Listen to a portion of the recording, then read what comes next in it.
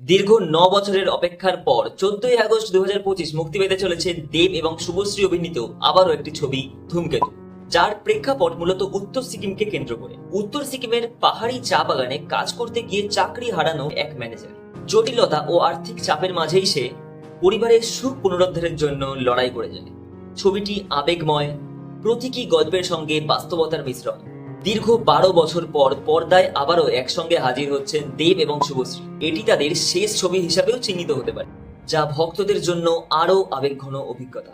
2016 সালে সম্পন্ন ছবির শুটিং বহু জটিলতার কারণে আটকে পড়েছিল। প্রযোজনার সমস্যা, অর্থনৈতিক সমস্যা, আইনি জটিলতা ইত্যাদি।